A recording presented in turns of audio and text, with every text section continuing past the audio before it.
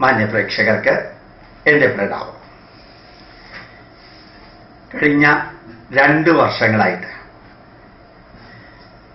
ഞാൻ ഈ സക്കീർ നായിക്കും MM അക്ബറും അതുപോലെയുള്ള മുസ്ലിം പണ്ഡിതരെന്ന് പറഞ്ഞ് നടക്കുന്നവരും അവരവരുടെ മതത്തെക്കുറിച്ചും അവരവരുടെ മതഗ്രന്ഥത്തെക്കുറിച്ചും പറയുന്നതിനെക്കുറിച്ച് ഒന്നും ഞാൻ പറയാറില്ല.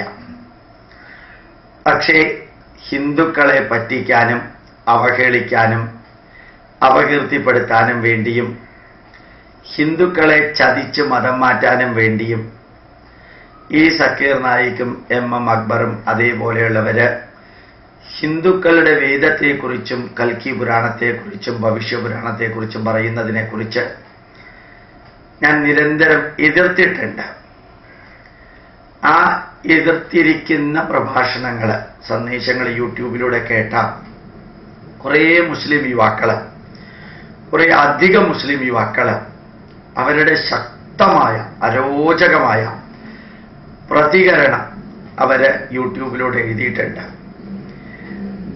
അവർ ഏത് തരത്തിലുള്ള മോശമായ ഭാഷ ഉപയോഗിച്ചാലും അതെല്ലാം അവർക്ക് ജന്മം നൽകി അവരെ വളർത്തിയ അച്ഛൻ്റെയും അമ്മയുടെയും സംസ്കാരമില്ലായ്മയുടെ പ്രതീകമായിട്ടാണ് മക്കൾ അങ്ങനെ പറയുന്നതെന്ന് എനിക്കറിയാം. കുറേ അധികം മുസ്ലിം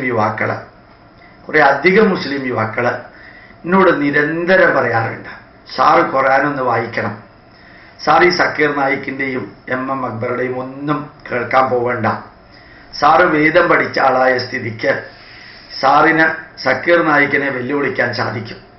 ഞാൻ ഈ എല്ലാ മുസ്ലിം യുവാക്കളോടും പറയാൻ ആഗ്രഹിക്കുന്നു, എൻ്റെ ജോലി ഈ ലോകത്തിലെ ഒരു കള്ളത്തരം ചെയ്യുന്നവനെയും വെല്ലുവിളിക്കലല്ല, ഒരു കള്ളനെയും പിടിക്കലല്ല, ഒരു പിടിച്ചുപറിക്കാരനെയും നന്നാക്കലല്ല, ഒരു രാഷ്ട്രീയക്കാരൻ പറഞ്ഞതിനെയും എതിർത്ത് ഈ റോഡ് സൈഡിൽ മുഴുവനും പ്രഭാഷണം നടത്തലല്ല എൻ്റെ ജോലി.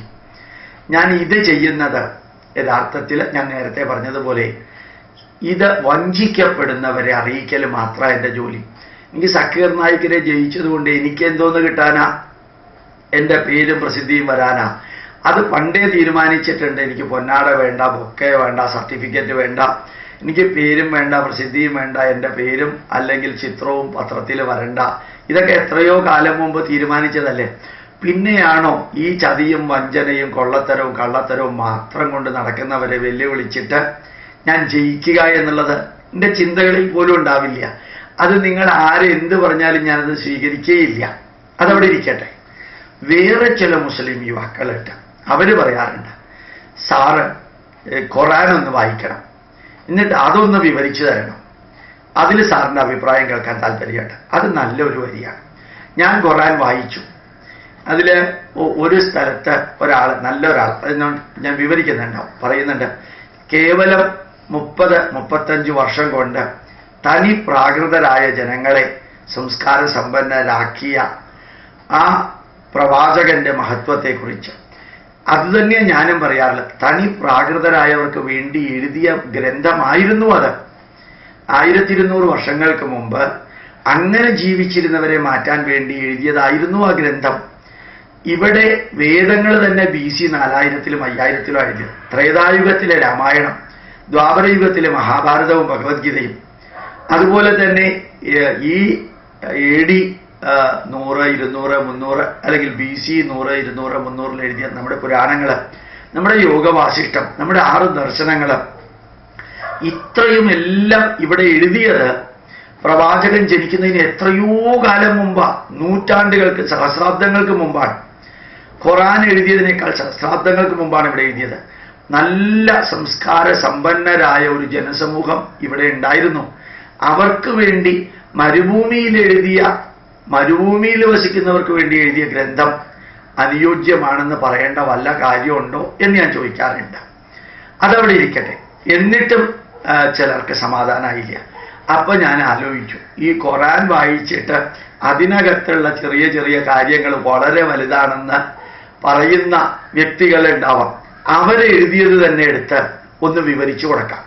മാതൃഭൂമിയിൽ കഴിഞ്ഞ റംസാൻ മാസത്തിൽ കുറേ വ്യക്തികൾ, വ്യത്യസ്ത വ്യക്തികൾ ഖുർആനിലെ മഹത്വത്തെക്കുറിച്ച് എഴുതിയിട്ടുണ്ട്, പ്രവാചകൻ പറഞ്ഞ കാര്യങ്ങളെക്കുറിച്ചുള്ളത് എഴുതിയിട്ടുണ്ട്.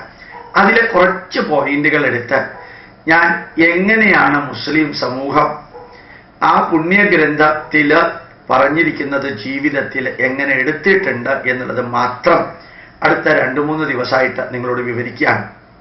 ഇത് ചെയ്യാൻ എനിക്ക് ഒരു താല്പര്യം ഉണ്ടായിരുന്നില്ല. പക്ഷെ നല്ല മനസ്സുള്ള കുറേ മുസ്ലിം യുവാക്കൾ നിരന്തരം പറഞ്ഞതുകൊണ്ട് മാത്രം ഞാൻ ഈ വൈകിയ വേളയിലെങ്കിലും അത് ചെയ്യുന്നില്ല. ഞാൻ ചെയ്യില്ല, എനിക്കതിൽ ഒരു താല്പര്യമില്ല. ഈ നാട്ടിലുള്ള ആയിരക്കണക്കിന് ഗ്രന്ഥങ്ങൾ, ആയിരക്കണക്കിന് ആചാര്യന്മാര്, ആയിരക്കണക്കിന് വിഷയങ്ങളിൽ കഴിഞ്ഞ ആയിരക്കണക്കിന് വർഷങ്ങളായിട്ട് എഴുതിയത് എൻ്റെ മുമ്പിലുണ്ട്. ഒരു ഗ്രന്ഥത്തിലൂടെ മനുഷ്യരാശിക്ക് ആവശ്യമായിട്ടുള്ളത് എല്ലാം കൊടുക്കാൻ സാധിക്കില്ലെന്ന് കോമൺ സെൻസ് ഉള്ള ആർക്കും മനസ്സിലാവും. ഒരാൾ വിചാരിച്ചാൽ മാനവരാശിക്ക് ആവശ്യമായിട്ടുള്ളത് എല്ലാം കൊടുക്കാൻ സാധിക്കില്ല എന്നുള്ളതും തനി സാമാന്യ ബുദ്ധിയുള്ളവന് മനസ്സിലാവും. ഒരു വിഷയത്തിൽ എഴുതിയ പുസ്തകം എല്ലാ വിഷയവും കൈകാര്യം ചെയ്യേണ്ട മാനവരാശിക്ക് അനുയോജ്യമല്ല എന്നുള്ളത് മനസ്സിലാവും. ഇതൊന്നും അല്ല എന്നും പറഞ്ഞ് വാദിക്കുന്ന തലയ്ക്കകത്തൊന്നുമില്ലാത്ത കുറേ മുസ്ലിം യുവാക്കളുടെ വെല്ലുവിളികൾക്കും അവർ പറയുന്ന കമന്റുകൾക്കുമൊക്കെ ഞാൻ ഉത്തരം കൊടുക്കാൻ പോയാൽ അപ്പൊ ഞാനും അവരും തമ്മിൽ എന്താ വ്യത്യാസം എന്ന് എൻ്റെ മനസാക്ഷി എന്നോട് ചോദിച്ചാൽ ഞാൻ എന്താ പറയുക? ചിലർ പറയാറില്ലേ, പട്ടി കടിച്ചു എന്ന് പറഞ്ഞിട്ട് പട്ടിയെ കടിക്കാറുണ്ടോ എന്ന് ചോദിക്കാറില്ലേ? കടിക്കണമെന്ന് ഇവർ പറഞ്ഞു എന്ന് വെച്ചിട്ട് കാര്യമുണ്ട്. എനിക്ക് തോന്നണ്ടേ കടിക്കണമെന്ന്? അത് കാരണം അങ്ങനെയുള്ള മുസ്ലിം യുവാക്കള് തനി മതഭ്രാന്തന്മാരായിട്ടുള്ള യുവാക്കൾ പറഞ്ഞ കമന്റുകൾക്കൊന്നും ഞാൻ ഉത്തരം കൊടുക്കാറില്ല.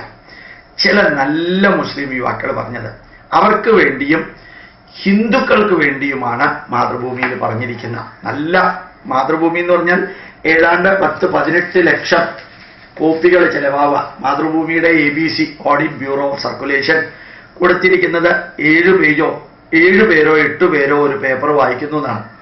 അപ്പൊ 20 ലക്ഷം കോപ്പി 7 പേര് വായിക്കുന്നുണ്ടെങ്കിൽ അത് 1,40,00,000 പേരുടെ അടുത്ത് എത്തുന്നുണ്ടെന്നാണ് അതിൻ്റെ അർത്ഥം. അങ്ങനെയുള്ള ഒരു പത്രത്തിൽ എഴുതിയിരിക്കുന്ന ഈ റംസാൻ മാസത്തോടനുബന്ധിച്ച് എഴുതിയിരിക്കുന്ന കാര്യങ്ങൾ ആരും എതിർത്തിട്ടില്ല. മുസ്ലിം സമൂഹം അംഗീകരിച്ചിട്ടുണ്ട്. ഒരു Alexander Jacob, doctor Alexander Jacob എഴുതിയിട്ടുണ്ട്. ബാക്കി മിക്കവാറും മുസ്ലിങ്ങൾ തന്നെയാണ് എഴുതിയിരിക്കുന്നത്. അവര് എഴുതിയിരിക്കുന്നതിലെ ചില വരികളെടുത്ത് ഞാൻ നിങ്ങളോട് ഖുർആനിലെ വസ്തുതകളെക്കുറിച്ച് പറയാം. പ്രവാചകനെ കുറിച്ച് ഹുസൈൻ രണ്ടത്താണി എഴുതിയിരിക്കുന്ന മാതൃഭൂമിയിൽ എഴുതിയിരിക്കുന്നത് ആദ്യത്തെ വരി ജൂലൈ 5-ാം തീയതി ശനിയാഴ്ചത്തെയാണ് എഴുതിയിരിക്കുന്നത്. ജൂലൈ 5 2014 ജൂലൈ 5 എല്ലാ ജീവജാലങ്ങളും അല്ലാഹുവിൻ്റെ സൃഷ്ടികളാണ്. സൃഷ്ടികളെ ഏറ്റവും അധികം ഇഷ്ടപ്പെടുന്നവനെ അല്ലാഹു ഏറ്റവും ഇഷ്ടപ്പെടുന്നു. എന്റെയും ലോകത്തെ സർവ്വ ജീവജാലങ്ങളുടെയും നാഥ, മാനവരെല്ലാം പരസ്പരം സഹോദരന്മാരാണെന്ന് ഞാനിതാ സാക്ഷ്യപ്പെടുത്തുന്നു. ഇത് ഖുർആനിലെ വരികളാണ്. വെറുതെ നിങ്ങളൊന്ന് ചിന്തിച്ചു നോക്കാം. എല്ലാവരും സഹോദരന്മാരാണെന്ന് മുഹമ്മദ് നബി പറഞ്ഞിരിക്കുന്നതാണോ മുസ്ലിങ്ങൾ ഇന്ന് പ്രാവർത്തികമാക്കുന്നത്?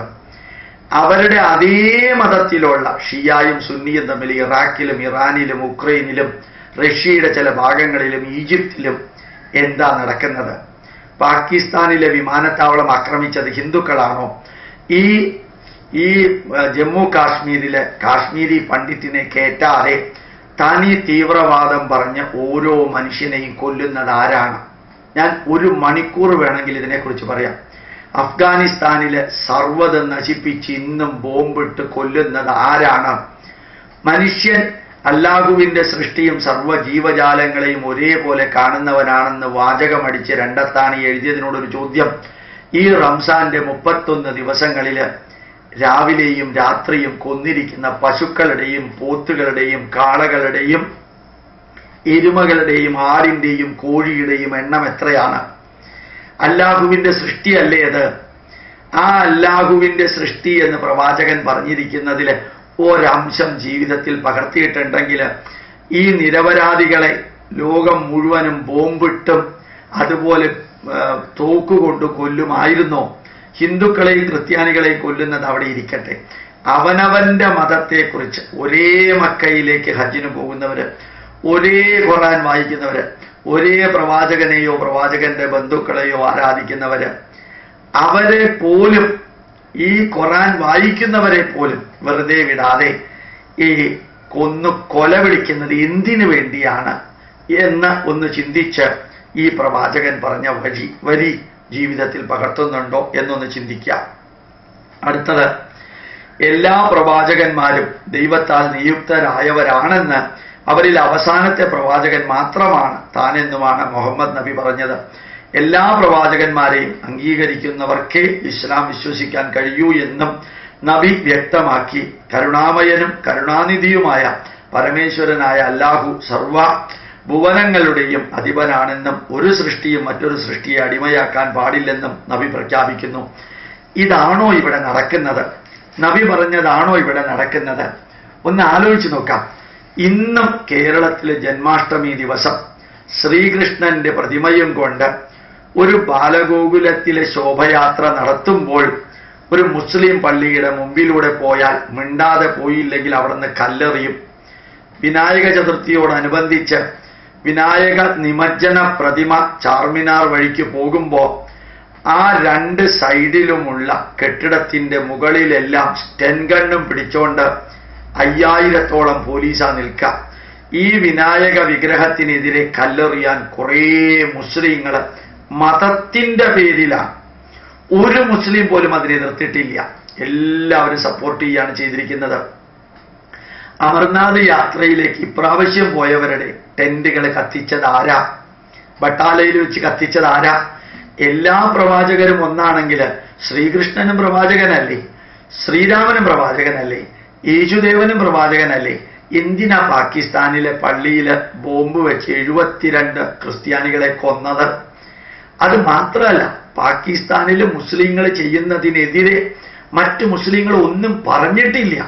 മതത്തിന്റെ പേരിലാണ് ഷിയായിൽ പ്രവർത്തിക്കുന്നവര്, ഷിയ വിഭാഗത്തിൽപ്പെടുന്നവര് സുന്നി വിഭാഗത്തിൽപ്പെടുന്ന മുസ്ലിങ്ങളുടെ ദേവാലയത്തിൽ എന്തിനാ ബോംബ് വയ്ക്കുന്നത്? എല്ലാ പ്രവാചകരും ഒരേപോലെയാണെങ്കിൽ ഇസ്ലാമില് എല്ലാ പ്രവാചകരെയും ആരാധിക്കുന്നവർക്കേ സ്ഥാനമുള്ളൂ എങ്കിൽ ഈ പറയുന്നതും ഇവർ ചെയ്യുന്നതും തമ്മിൽ വല്ല ബന്ധമുണ്ടോ മക്കളെ? നിങ്ങളൊന്ന് തന്നെത്താനെ ചിന്തിച്ചു നോക്കാം. ഇനി വേറൊരു വിവരം ഓണംപിള്ളി മുഹമ്മദ് ഫൈസി എഴുതിയിരിക്കുന്നതാണ്. കുട്ടികളോട് കരുണ കാണിക്കാത്തവരും മുതിർന്നവരുടെ അവകാശങ്ങളെ അറിയാത്തവരും നമ്മിൽ പെടുന്നവനല്ല. ഹാക്കിം മസ്തദ്രക്ക് 1:6. ഇത് ഒറ്റ ചോദ്യം ഞാൻ ചോദിക്കാം, വളരെ സിമ്പിളായിട്ട്. ഈ തീവ്രവാദം, മതാധിഷ്ഠിത തീവ്രവാദത്തിൽ വധിക്കപ്പെടുന്ന മുതിർന്നവരെത്ര പേരാ ഉള്ളതെന്ന് ആലോചിച്ച് നോക്കാം. എത്ര ലക്ഷം പേരാണ് ഈ തീവ്രവാദത്തിന്റെ അടിസ്ഥാനത്തിൽ വെച്ച്? ശരിക്ക് അള്ളാഹുവിനെയും ഖുറാനെയും സാക്ഷി നിർത്തിയിട്ടല്ലേ ഒസാമ ബിൻ ലാദൻ തന്റെ തീവ്രവാദം ചെയ്തിരുന്നത്? അദ്ദേഹം തന്നെ ഞാൻ വിളിക്കാം, അയാളെന്ന് വിളിക്കണില്ല. അദ്ദേഹമല്ലേ ആ ന്യൂയോർക്കിലെ ട്വിൻ ടവറില് വിമാനത്തെ കയറ്റി തകർത്ത് തരിപ്പണമാക്കിയത്? എത്ര ആയിരം പേരാ മരിച്ചത്? അവര് മുതിർന്നവരല്ലേ? അവർക്ക് കുട്ടികളില്ലേ? അവർക്ക് ഭാര്യമാരില്ലേ? ഭർത്താക്കന്മാരില്ലേ? അവരുടെ വേദന ഏതെങ്കിലും മുസ്ലിം സംഘടന എതിർത്തിട്ടുണ്ടോ? മതത്തിന്റെ അടിസ്ഥാനത്തിൽ പ്രവർത്തിക്കുന്ന വ്യക്തികൾ തന്നെയല്ലേ ഈ തീവ്രവാദത്തിന് നേതൃത്വം കൊടുത്തത്? ഒസാമ ബിൻ ലാദനെ ശരിക്ക് തൂക്കിയെടുത്ത് കടലിൽ മുക്കിയാണ് കൊന്നത് എന്ന് കേട്ടിട്ടുണ്ട്. എനിക്ക് അറിഞ്ഞൂടാ നേരിട്ട്. എന്തേ കടലിൽ മുക്കാൻ കാരണം? എവിടെയെങ്കിലും ഭൂമിയിലാണ് അദ്ദേഹത്തിനെ കുഴിച്ചിട്ടതെങ്കിൽ ലോകത്തിലെ ഏറ്റവും വലിയ ഇസ്ലാമിക സ്മാരകം, മെക്ക പള്ളിയേക്കാളും വലിയ ഇസ്ലാമിക സ്മാരകം ഒസാമ ബിൻ ലാദന് വരുമെന്ന് CIA റിപ്പോർട്ട് ചെയ്തതിന്റെ അടിസ്ഥാനത്തിലല്ലേ അദ്ദേഹത്തിനെ കടലിൽ മുക്കിക്കൊന്നത്? ഇതെല്ലാം നടക്കുന്നതും ഈ ഖുർആന്റെയും അള്ളാഹുവിന്റെയും പ്രവാചകന്റെയും പേരിലല്ലേ? അപ്പോ അതിൽ പറഞ്ഞിരിക്കുന്നതൊന്ന്, അതനുസരിച്ച് ജീവിക്കുന്നവർ ചെയ്യുന്നതൊന്ന്, അതല്ലേ അതിന്റെ അർത്ഥം? അതേ വ്യക്തി തന്നെ മുഹമ്മദ് ഫൈസി തന്നെ പറഞ്ഞിരിക്കുന്ന വേറൊരു വരി നോക്കാം. സ്നേഹം കൊടുത്തു മാത്രമേ സ്നേഹം തിരിച്ചു പിടിക്കാനാവൂ എന്ന തിരുനബിയുടെ വാക്കുകൾ പുതിയ ലോകത്ത് എത്ര പ്രസക്തമാണ്! പുതിയ ലോകത്ത് പ്രസക്തമാണ്. പക്ഷേ ഇന്നും മുസ്ലിങ്ങൾ അത് ചെയ്യുന്നുണ്ടോ? വെറുതെ ചിന്തിച്ചു നോക്കാം. അഫ്ഗാനിസ്ഥാനില് അത്രയും ബുദ്ധ പ്രതിമ നശിപ്പിച്ചു. ബംഗ്ലാദേശിൽ എന്താ നടക്കുന്നത്? ഇന്ത്യൻ പട്ടാളക്കാരെ കഴുത്തറുത്ത് പാത്രത്തിലിട്ട് വറുത്ത് കൊല്ലുകയാണ് ചെയ്തത്. അത് തന്നെയല്ലേ പാകിസ്ഥാനിലെ ഇന്ത്യൻ പട്ടാളക്കാരന്റെ കഴുത്തറുത്ത് കൊന്നത്? അവിടെ ബോംബ് ഉണ്ടാക്കുന്നത് മുസ്ലിം അല്ലേ? ബോംബ് വെക്കുന്നത് മുസ്ലിം അല്ലേ? അത് പൊട്ടിക്കുമ്പോൾ മരിക്കുന്നത് മുസ്ലിം അല്ലേ? അതുപോലെ തന്നെ ഇൻവെസ്റ്റിഗേഷൻ നടത്തുന്ന പോലീസുകാർ മുസ്ലിങ്ങളല്ലേ? വിധി പറയുന്ന ജഡ്ജി മുസ്ലിങ്ങളല്ലേ? എന്നിട്ട് എവിടെയാ ഈ സ്നേഹമുള്ളത്? 69 മുസ്ലിം രാജ്യങ്ങളിലല്ലേ സ്നേഹനിധിയായ പ്രവാചകൻ പറഞ്ഞതിൻ്റെ ഒരു വരി പോലും എടുക്കാതെ ഇസ്ലാമിക മതത്തിന്റെ അടിസ്ഥാനത്തിൽ ജീവിക്കുന്നത്? അപ്പോൾ സ്നേഹം കൊടുത്ത് സ്നേഹം എടുക്കാൻ ഇവർക്ക് സാധിച്ചിട്ടുണ്ടോ? പുസ്തകത്തിൽ പലതും പറയുന്നുണ്ട്, ശരിയാ, അതൊന്നും കുഴപ്പമുള്ളതല്ല. പിന്നെ വൃദ്ധരായ മാതാപിതാക്കളെ ആലംബഹീനരാക്കി മാറ്റുന്നവരുടെയും പിഞ്ചു കുഞ്ഞുങ്ങളെ പീഡിപ്പിക്കുന്നവരുടെയും ലോകത്ത് സ്നേഹധന്യമായൊരു ജീവിതത്തിന്റെ പ്രസക്തി വർദ്ധിക്കുന്നുണ്ട്. അനാഥരെ ഏറെ സ്നേഹിക്കുന്നു നബി. ഈ വൃദ്ധ മാതാപിതാക്കളെ ഇങ്ങനെ ശുശ്രൂഷിക്കണമെന്നും ആചരിക്കണമെന്നും എല്ലാം പറയുന്നത് വളരെ നന്നായിട്ട് ലോകത്തിൽ ആര് സ്വീകരിച്ചാലും ശരിയാ. പക്ഷേ വധിക്കപ്പെടുന്ന ഈ തീവ്രവാദത്തിന്റെ പേരിൽ വധിക്കപ്പെടുന്ന ഓരോ യുവാവും, ഓരോ യുവതിയും, ഓരോ മനുഷ്യനും അവർക്കും വൃദ്ധരായ മാതാപിതാക്കളില്ലേ? ആ മാതാപിതാക്കളെ ആരാ നോക്കുന്നത്? ഈ കൊന്നവർ എന്ന് നോക്കോ?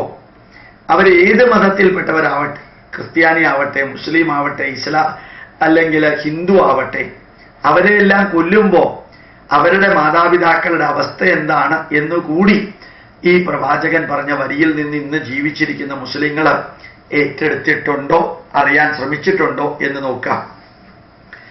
അടുത്തത് ഭരണാധികാരി എന്ന തലക്കെട്ടില് ഹുസൈൻ രണ്ടത്താണി തന്നെ എഴുതിയതാണ്. ഡോക്ടർ ഹുസൈൻ രണ്ടത്താണി എഴുതിയ, മാതൃഭൂമിയിൽ എഴുതിയ പ്രവാചക മാർഗം എന്നതിനെക്കുറിച്ച് വിവരിച്ചിരിക്കുന്നത് കൊട്ടേഷനിലാണ് വരുന്നത്. ഈ ഉടമ്പടിയിൽ ഒപ്പുവെക്കുന്ന യഹൂദർ എല്ലാ അപമാനങ്ങളിൽ നിന്നും ഉപദ്രവങ്ങളിൽ നിന്നും സുരക്ഷിതരായിരിക്കും.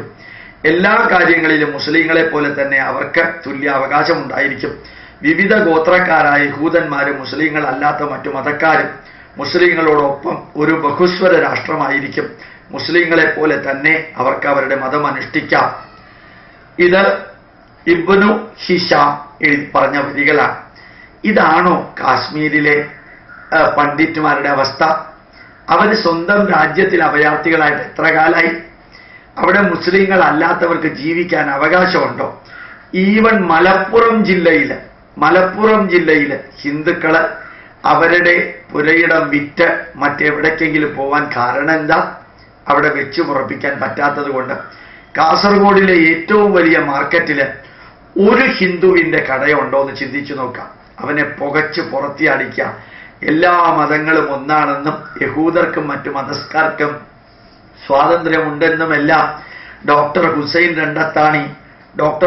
രണ്ടത്താണി എഴുതിയതും ഈ ലോകത്തിലെമ്പാടുമുള്ള മുസ്ലിങ്ങൾ, ഞാൻ നേരത്തെ പറഞ്ഞു അഫ്ഗാനിസ്ഥാനിലെ ബുദ്ധപ്രതിമ തകർത്തു, ആ പ്രദേശത്തുള്ള പാർസികളെ അവിടെ നിന്ന് ഓടിച്ചു. അതുപോലെ ഇറാഖിലും ഇറാനിലും അന്ത്യോക്യയിലുണ്ടായിരുന്ന മുസ്ലിം ക്രിസ്ത്യാനികളെ ഒരെണ്ണത്തിനെ വിടാതെ അവിടെ എല്ലാത്തിനെയും കൺവെർട്ട് ചെയ്തു. അതിലെ കുറച്ചു പേരാണ് 9-ാം നൂറ്റാണ്ടിൽ കേരളത്തിൽ വന്നത്. സെന്റ് തോമസിന്റെ കീഴില്, യേശു ക്രിസ്തുവിന്റെ കീഴിലുള്ള സെന്റ് തോമസ് അല്ലാതെ വേറൊരു സെന്റ് തോമസ്, കാർപ്പന്ററായ സെന്റ് തോമസ് ആണ് 9-ാം നൂറ്റാണ്ട് AD ഇറാഖിലെ അന്ത്യോക്യയിൽ നിന്ന് ഇവിടേക്ക് വന്നത്. ആ ഇറാഖില് ഒരു ക്രിസ്ത്യാനിക്ക് പോലും ജീവിക്കാൻ പറ്റാത്തത് കൊണ്ടല്ലേ അവരവിടെ നിന്ന് പലായനം ചെയ്തത്? ഇന്ന് മുസ്ലിം നാടുകളില് ക്രിസ്ത്യാനികളും ഹിന്ദുക്കളും സുരക്ഷിതരാണോ? പ്രവാചകൻ പറയുന്നത് ഒന്ന്, പ്രവാചകന്റെ അനുയായികൾ ചെയ്യുന്ന കൊലയും കൊള്ളിവെപ്പും കള്ളത്തരവും വേറൊന്ന്. രണ്ടും തമ്മിൽ എന്ത് എക്സ്ട്രീം ബന്ധമുള്ളത്? വെറുതെ ഒന്ന് ചിന്തിച്ചു നോക്കാം. അല്ലാഹുവിന് വേണ്ടി നിലകൊള്ളുന്നവരും നീതിപൂർവം സാക്ഷി പറയുന്നവരുമാകുവാൻ സാധിക്കണം. ഏതെങ്കിലും ജനതയോട് ശത്രുതയുണ്ടെന്ന് വെച്ച് അവരോട് അനീതി ചെയ്യരുത്. നിങ്ങൾ നീതി പ്രവർത്തിക്കുവിൻ, അതാണ് ദൈവഭക്തിയോട് ഏറ്റവും അടുത്തത്. 5:8. അതും ഇബ്നു ഹിഷാമാണെന്ന് തോന്നുന്നു. 5:8 മാത്രമേ എഴുതിയിട്ടുള്ളൂ, അതിൻ്റെ അപ്പുറത്തൊന്നും എഴുതിയിട്ടില്ല. ഏതെങ്കിലും ജനതയോട് ശത്രുതയുണ്ടെങ്കിൽ അവനോട് നീതിപൂർവമല്ലാതെ പെരുമാറരുത്, നീതിപൂർവമായിട്ട് വേണം പെരുമാറാൻ എന്ന് പറഞ്ഞ നബിയുടെ വരി കേരളത്തിലെയും ഭാരതത്തിലെയും ലോകത്തിലെയും ഏതെങ്കിലും ഒരു മുസ്ലിമെങ്കിലും ജീവിതത്തിൽ പകർത്തിയിട്ടുണ്ടോ? ശത്രുതയുള്ളവനെ കൊന്നു കുഴിച്ചു മുടിച്ച് നശിപ്പിക്കലല്ലേ ചെയ്യാറുള്ളത്? അത് തന്നെയല്ലേ നമ്മുടെ മൗലവിയെ ചെയ്തത്? അദ്ദേഹം എല്ലാ മതഗ്രന്ഥങ്ങളും വിശുദ്ധമാണെന്ന് പറഞ്ഞു, അത്രയല്ലേ ഉള്ളൂ, വേറൊന്നും പറഞ്ഞില്ലല്ലോ. ആ സെയ്ദു മൗലവിയെ രാത്രി വീട്ടിൽ നിന്ന് വിളിച്ചു കൊണ്ടുപോയി. അദ്ദേഹം ഒരു മൗലവിയാണ്, ഒരു മുസ്ലിം ദേവാലയത്തിലെ പ്രീസ്റ്റാണ്. ആ മനുഷ്യനെ പോലും അർദ്ധരാത്രി കൊന്ന് കുഴിച്ചു മൂടിയത്, JCB ഉപയോഗിച്ച് എവിടെയാ അസ്ഥികൂടമെന്ന് അന്വേഷിച്ചത്, കുഴിച്ചു മൂടിയതിൽ നിന്ന് കിലോമീറ്ററുകൾ ദൂരെയാകണമെന്ന് നിർബന്ധം ഉണ്ടായിരുന്നു താനും. ആ കേസ് എവിടെ പോയി? എന്താ ചെയ്തത്? കൊടുങ്ങല്ലൂരിലെ ഒരു പയ്യൻ ആലപ്പുഴയിലെ ഒരു പെൺകുട്ടിയെ, മുസ്ലിം പെൺകുട്ടിയെ സ്നേഹിച്ചു. ആ മുസ്ലിം പെൺകുട്ടിയുടെ പോലീസുകാരനായ കൊച്ചച്ഛൻ കൊടുങ്ങല്ലൂരിലെ പയ്യനെ ആലപ്പുഴയിലേക്ക് വരുത്തി മേത്ത് മണ്ണെണ്ണ ഒഴിച്ച് കത്തിക്കല്ലേ ചെയ്തത്. കേരളത്തിലെ വളരെ പഴയ കാര്യമൊന്നുമല്ല, ഈ 1 വർഷം പോലും തികഞ്ഞിട്ടില്ല. അത് അന്വേഷിച്ചിട്ടുണ്ടോ? ശത്രുതയുണ്ടെന്ന് വെച്ച് അവനോട് നീതിപൂർവമല്ലാതെ പെരുമാറണമെന്ന് പ്രവാചകൻ പറഞ്ഞിരിക്കുന്നതും ഇവിടെ ചെയ്യുന്നതും തമ്മിൽ എന്തെങ്കിലും ബന്ധമുണ്ടോ? എത്ര എത്ര ഹിന്ദുക്കളെയാ കേരളത്തില് തീവ്രവാദത്തിന്റെ പേരിൽ കൊന്നത്? എത്ര ഹിന്ദുക്കളെയാ കാശ്മീരിൽ കൊന്നത്? എന്തിന്റെ പേരിലാ? മതത്തിന്റെ പേരിലല്ലേ? മുസ്ലിങ്ങളെ കൊല്ലുന്നത് അറിയാതെ ചാവുന്നതായിരിക്കും, അല്ലെങ്കിൽ ശത്രുക്കളെയാണ്. നീതിപൂർവമായിട്ടേ പെരുമാറാവൂ എന്ന് പുണ്യാത്മാവായ മുഹമ്മദ് നബി പറഞ്ഞിരിക്കുന്നത് ആരെങ്കിലും മുസ്ലിങ്ങൾ പകർത്തിയിട്ടുണ്ടോ? പകർത്താത്തവർക്കെതിരെ പ്രതികരിച്ചിട്ടുണ്ടോ? അതും കൂടി ആയാലല്ലേ ഖുർആൻ എന്ന പുസ്തകത്തിന്റെ ഗ്രന്ഥത്തിന്റെ മഹത്വമാവുള്ളൂ. ഗ്രന്ഥത്തിൽ എഴുതി വച്ചിരിക്കുന്നത് ഒന്ന്, ജനങ്ങൾ പ്രവർത്തിക്കുന്നത് മറ്റൊന്ന്. ഇനി വേറൊന്ന് നോക്കാം. മുസ്ലിങ്ങൾ അവർക്ക് വേണ്ടിയും യുദ്ധം ചെയ്യണം. ഏതെങ്കിലും ക്രിസ്ത്യൻ സ്ത്രീ മുസൽമാനെ വിവാഹം ചെയ്യുന്നു എങ്കിൽ അത് അവളുടെ ഇഷ്ടപ്രകാരമാവുന്നത് തടയാൻ ഒരു മുസ്ലിമിനും അവകാശമില്ല. ഇബ്നു ഹിഷാം ആ മുസ്ലിം പെൺകുട്ടിയുടെ ഇഷ്ടപ്രകാരം അല്ലേ കൊടുങ്ങല്ലൂരിലെ ഹിന്ദു പയ്യനെ വിവാഹം കഴിക്കാനായിട്ട് ശ്രമിച്ചത്? ആ ഹിന്ദു പയ്യനെ അല്ലേ പകല് മണ്ണെണ്ണ ഒഴിച്ച് മുസ്ലിം ആയിട്ടുള്ള പോലീസുകാരൻ കൊന്നത്? ഇത് പ്രവാചകൻ പറഞ്ഞതിന് 100% എതിരല്ലേ മക്കളെ? നിങ്ങൾ പ്രവാചകൻ എഴുതിയ ഗ്രന്ഥത്തെക്കുറിച്ച് അതിയായിട്ട് അഭിമാനിക്കുമ്പോൾ നിങ്ങൾ ഒരുപക്ഷെ പറയുമായിരിക്കും ഇത് 1 or 2 ഐസൊലേറ്റഡ് കേസുകളാണെന്ന്. ഈ ലോകത്തിലെ 69 മുസ്ലിം രാജ്യങ്ങളിൽ നടക്കുന്നത് പത്രമാധ്യമങ്ങളിൽ വരുന്നതും ഇന്റർനെറ്റിലൂടെയും നോക്കിയാൽ നിങ്ങൾക്ക് മനസ്സിലാക്കാൻ സാധിക്കും. ഇതാണ് ശരിക്കും നടക്കുന്നത്. അതിന്റെ എതിര് നടക്കുന്നതാണ് എക്സെപ്ഷൻ ആയിട്ടുള്ളത്, ഐസൊലേറ്റഡ് ആയിട്ടുള്ളത്. എല്ലായിടത്തും ഇത് കാണാൻ സാധിക്കും. എന്ത് തീവ്രമായിട്ടാണ് ഒരു മുസ്ലിം പെൺകുട്ടിയോട് ഒരു ഹിന്ദു സംസാരിച്ചാൽ ഇവിടെ മര്യാദ പോലീസായിട്ട് എത്ര ഹിന്ദുക്കളെയാ തല്ലിയിരിക്കുന്നത്? അതാര്? പ്രവാചകൻ പറഞ്ഞിട്ടാ തല്ലിയിരിക്കുന്നത്. ഒരു മുസ്ലിം പെൺകുട്ടി ഇഷ്ടമുള്ളവനെ വിവാഹം കഴിക്കട്ടെ എന്ന് പ്രവാചകൻ പറഞ്ഞത് ഇഷ്ടമുള്ളവരോട് ബസ് സ്റ്റാൻഡിൽ ഇഷ്ടമില്ലാത്തവരോട് പോലും സംസാരിച്ചതിനാ തല്ലി കൊന്നിരിക്കുന്നത് പലപ്പോഴും. ഇത് രണ്ടും തമ്മിൽ എന്ത് അന്തരാ ഉള്ളേ മക്കളെ? നിങ്ങളൊന്ന് ചിന്തിക്കണം. വെറുതെയല്ല ഞാൻ പറയുന്നത്. നിയമത്തിനെതിരെ പ്രവർത്തിക്കുന്ന മുസ്ലിങ്ങൾക്ക് പ്രത്യേക ശിക്ഷയും ഭരണഘടനയിൽ ഉൾപ്പെടുത്തി പ്രവാചകൻ. മുസ്ലിങ്ങൾ യഹൂദരെയും ക്രിസ്ത്യാനികളെയും അപമാനിക്കുകയോ ആക്രമിക്കുകയോ അവരോട് അനീതി കാണിക്കുകയോ ചെയ്താൽ അവർ ശിക്ഷക്കർഹരാണെന്ന് നബി പറഞ്ഞു. ഇതാണോ ഇത് എഴുതിയത്? അബൂ ദാവൂദ് എഴുതിയതാണ് ഇതിലുള്ളത്. ഇത് ശരിക്ക് ഏതെങ്കിലും രാജ്യത്തിൽ നടക്കുന്നുണ്ടോ? എത്ര ക്രിസ്ത്യാനികൾ, എത്ര ഹിന്ദുക്കൾ, എത്ര ബുദ്ധമതക്കാരാണ് ഈ മുസ്ലിങ്ങളുടെ തീവ്രവാദത്തിന് ഇരയായത്? ഒന്ന് വെറുതെ ചിന്തിച്ചു നോക്കാം. അടുത്ത പോയിന്റ്, 7ാമത്തെ പോയിന്റ്, നിങ്ങൾ സത്യനിഷ്ഠരാവുക. നിശ്ചയം സത്യം നന്മ സ്വർഗത്തിലേക്കും വാതിൽ തുറക്കുന്നു. സത്യവ്രതനായ ഒരാൾ അല്ലാഹുവിന്റെ സാന്നിധ്യത്തില് സത്യവാൻ എന്ന് എഴുതപ്പെട്ടവനാകും. ബുഖാരി, മുസ്ലിം. ശരിക്ക് നിങ്ങൾ ഇപ്പോ ഒന്ന് മലപ്പുറം ജില്ലയിലും കോഴിക്കോടും പോയാൽ കാണാൻ സാധിക്കും. മലപ്പുറം ജില്ലയിലും കോഴിക്കോടും പോയാൽ കാണാൻ സാധിക്കും. ഓരോ കോടതിയിലും ജില്ലാ കോടതി ആയാലും പഞ്ചായത്ത് കോടതി ആയാലും ഡിസ്ട്രിക്ട് കോടതി, തഹസീൽദാർ, ഏതൊക്കെ തരത്തിലുള്ള കോടതികളുണ്ടോ അവിടെ വ്യവഹാരങ്ങൾ നടക്കുന്നത് 3/4 മുസ്ലിങ്ങൾ തമ്മിലാണ്. ഹിന്ദുക്കൾ തമ്മിലല്ല, മുസ്ലിങ്ങൾ തമ്മിലാണ്. ഈ മുസ്ലിങ്ങൾ തമ്മിൽ കോടതിയിൽ വ്യവഹാരം നടക്കുന്നു എങ്കിൽ ഒന്നുകിൽ വാദി അല്ലെങ്കിൽ പ്രതി കള്ളത്തരവും നുണയും പറയാതിരിക്കാൻ പറ്റുമോ? എന്തിനാ ഇത്രയും അധികം കേസുകൾ വന്നിരിക്കുന്നത്? ഹിന്ദുക്കൾക്ക് ഐക്യമില്ല, ഹിന്ദുക്കളെ കേസിന് പോകുമെന്നുള്ള ഉറപ്പാണ്. അപ്പൊ അത് തന്നെയാണ് സമയം. മുസ്ലിം ക്രിസ്ത്യാനികളാണെങ്കിൽ കത്തോലിക്കനും പ്രൊട്ടസ്റ്റന്റുകാരനും ഓർത്തഡോക്സും പെന്തക്കോസ്തും യഹോവ സാക്ഷിയും ഓരോരുത്തരും പരസ്പരം അങ്ങോട്ടും ഇങ്ങോട്ടും മതം മാറ്റുന്ന പാർട്ടിയാണ്. അവരും കോടതിയിലേക്ക് പോകുന്നുള്ളത് ഉറപ്പാണ്. ഒരു ബാവയെ മറ്റൊരു ബാവ എടുക്കില്ല. 10-13 പള്ളികൾ പൂട്ടിയിട്ടിട്ടുണ്ട്. അവനെ കയറ്റരുത് എന്നുള്ള കാരണത്തിൽ എന്നെയും കയറ്റാൻ പറ്റാത്ത രീതിയിൽ പള്ളി പൂട്ടിയിട്ടുണ്ട്, പോലീസ് കാവലിലുണ്ട്. കേസ് വരുന്നത് ഉറപ്പാണ്. പക്ഷേ നിങ്ങൾ സത്യനിഷ്ഠരാവുക എന്ന് പറഞ്ഞ പ്രവാചകന്റെ വരിയിലൂടെ മാത്രമാണ് ഞങ്ങൾ നടക്കുന്നതെന്ന് പറയുന്നവർ തമ്മിൽ ഇത്രയും കോടതി കേസുകൾ എന്തിനാ ഉണ്ടായത്? സത്യനിഷ്ഠനാണെങ്കിൽ ഒന്നുകിൽ വാദി പറയുന്നതായിരിക്കും ശരി, അല്ലെങ്കിൽ പ്രതി പറയുന്നതായിരിക്കും ശരി. അത് സത്യം ഏതാണെന്നറിയാൻ ഒരു വിഷമോ ഇല്ല. ഒരു വിഷമല്ല. രണ്ടുപേരെയും വിളിച്ച് ചോദിച്ചു കഴിഞ്ഞാൽ അറിയാം കള്ളത്തരം എവിടെയാണെന്നുള്ളത്. അല്ലെങ്കിൽ അവർ പറയുന്നില്ലെങ്കിൽ അതിൻ്റെ അർത്ഥം അവർ ഈ പ്രവാചകൻ പറഞ്ഞ സത്യനിഷ്ഠരല്ല. അപ്പൊ പ്രവാചകൻ പറഞ്ഞ വഴിയിലൂടെയാണ് നടക്കുന്നതെന്ന് ചില യുവാക്കൾ ആക്രോശിച്ചുകൊണ്ട് ഗോപാലകൃഷ്ണന് യൂട്യൂബിന്റെ ചുവട്ടിൽ കമന്റ് പറയുമ്പോൾ ഇതെല്ലാം ഒരു മനുഷ്യനും ചോദിക്കാനില്ല, ഞങ്ങൾ പറയുന്നതൊക്കെയാ സത്യം എന്നുള്ള ഹുങ്കും അധികാരവും തൻ്റെടവും ധാർഷ്ട്യവും അല്ലേ നിങ്ങളുടെ പലരുടെയും മനസ്സിലുള്ളത്? അതും കൂടി ഒന്ന് ചിന്തിക്കാൻ സാധിക്കട്ടെ. അപ്പോ സത്യനിഷ്ഠരാവുക എന്ന് പ്രവാചകൻ പറഞ്ഞത് ജീവിതത്തിൽ പകർത്തുന്നുണ്ടെങ്കിൽ ഇവിടത്തെ ഈ വിമാനത്താവളത്തിലൂടെ ഇത്രയും കള്ളക്കടത്ത് നടക്കുമോ? കള്ളനോട്ട് ഇത്രയും അധികം പ്രചരിക്കുമോ? ഗുണ്ടായിസം ഇത്രയും അധികം പ്രചരിക്കുമോ? ഏത് തിന്മകൾ ചെയ്യുന്നവരുടെ എണ്ണം എടുത്തു നോക്കുക. പത്രമാധ്യമങ്ങളിൽ ഏത് വിഭാഗത്തിൽപ്പെടുന്നവരുടെ എണ്ണമാണ് കൂടുതലെന്ന് ചിന്തിച്ചു നോക്കാം. വെറുതെ ചിന്തിച്ചു നോക്കാം. ഞാൻ പറഞ്ഞതല്ല 2-3 TV ചാനലുകളിലെ ഡിസ്കഷനുകളിൽ ചിലർ പറഞ്ഞതാണ്, ബുദ്ധിജീവികൾ എന്ന് പറയുന്ന ചിലർ പറഞ്ഞതാണ്, ഏത് മതത്തിലുള്ളവരാണ് കള്ളത്തരം, കള്ളക്കടത്ത്, കള്ളനോട്ട്, ഗുണ്ടായിസം അതുപോലെയുള്ള തിന്മകൾ ചെയ്യുന്നത്? ലോകം അറിയപ്പെടുന്ന തീവ്രവാദികൾ ഏത് മതത്തിൽപ്പെട്ടവരാണെന്ന് ചിന്തിച്ചു നോക്കാം. ലോകം അറിയപ്പെടുന്ന നിഷ്ഠൂരമായി കൊല ചെയ്യുന്നവർ ഏത് മതത്തിലാണെന്ന് ചിന്തിച്ചു നോക്കാം. അറിയണം നിങ്ങൾ. ഒരു വരി കൂടി പറഞ്ഞ് ഞാൻ നിർത്താം. തൻ്റെ കുട്ടിയെ സമീപത്തേക്ക് വിളിക്കാൻ അവൻ ഇഷ്ടപ്പെട്ട ഒരു വസ്തു വാഗ്ദാനം ചെയ്യുന്ന ഒരു മാതാവിനോട് പ്രവാചകൻ ചോദിച്ചു, അവൻ അടുത്തു വന്നാൽ അവന് വാഗ്ദാനം ചെയ്തത് നിങ്ങൾക്ക് കൊടുക്കാനാകുമോ? മാതാവ് പറഞ്ഞു, ഇല്ല. പിന്നെ എന്തിന് വാഗ്ദാനം ചെയ്തു? ഇതാണ് നബി ഒരു മാതാവിനോട് ചോദിച്ചത്. എന്തെല്ലാം വാഗ്ദാനങ്ങളാണ് യഥാർത്ഥത്തിൽ ഒരു മുസ്ലിം ലീഗ് മന്ത്രി സത്യപ്രതിജ്ഞ ചെയ്യുമ്പോൾ കൊടുക്കുന്നത്?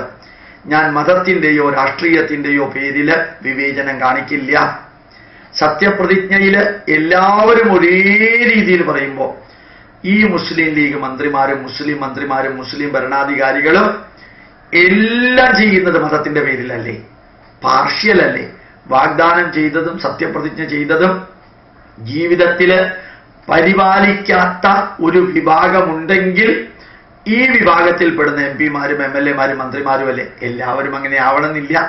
ഭൂരിഭാഗവും അങ്ങനെയല്ലേ?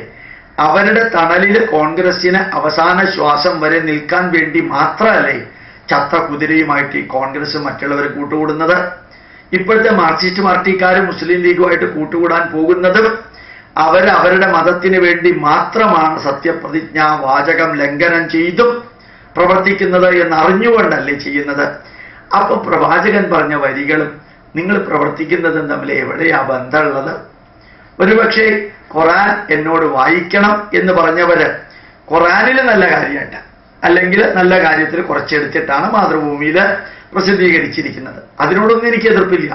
ലോകത്തിലെ എല്ലാ ഗ്രന്ഥത്തിലും നന്മകളുണ്ട്. ഏത് തീവ്രവാദി എഴുതിയ ഗ്രന്ഥത്തിലും നന്മകളുണ്ടാവും. കുഴപ്പമതല്ല.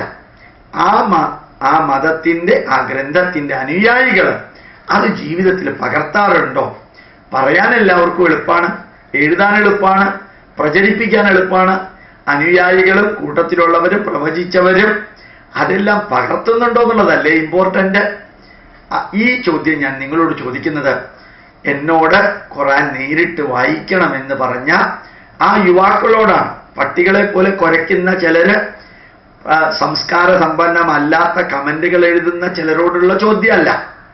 അവരോട് ഞാൻ നേരത്തെ പറഞ്ഞ മാതിരി ഞാൻ ചോദിക്കേണ്ട കാര്യമൊന്നുമില്ല. അങ്ങനെ എഴുതാൻ അവർക്ക് സ്വാതന്ത്ര്യമുണ്ട്, അതിന് മറുപടി കൊടുക്കാതിരിക്കാനും എനിക്ക് സ്വാതന്ത്ര്യമുണ്ട്. അതുകൊണ്ട് തന്നെ ഞാൻ പറയുന്നു, നല്ല ഉദ്ദേശത്തോടു കൂടി എനിക്ക് മുസ്ലിങ്ങൾ എഴുതുന്നവരോട് ഞാൻ പറയുന്നു, ഈ മതഗ്രന്ഥത്തിൻ്റെ അടിസ്ഥാനത്തിലാണോ നിങ്ങളും നിങ്ങളുടെ വീട്ടുകാരും മതത്തിൻ്റെ അനുയായികളും ജീവിക്കുന്നത് എന്ന് തുറന്ന മനസ്സോടുകൂടി ചിന്തിക്കാം. ഇനി ബാക്കി നാളെ ഞാൻ വീണ്ടും പറയുന്നുണ്ട്. കുറേ അധികം കട്ട് ചെയ്ത് വെച്ചിട്ടുണ്ട്. ഒന്ന് വിവരിക്കാൻ തന്നെ വേണ്ടിയിട്ടാണ്.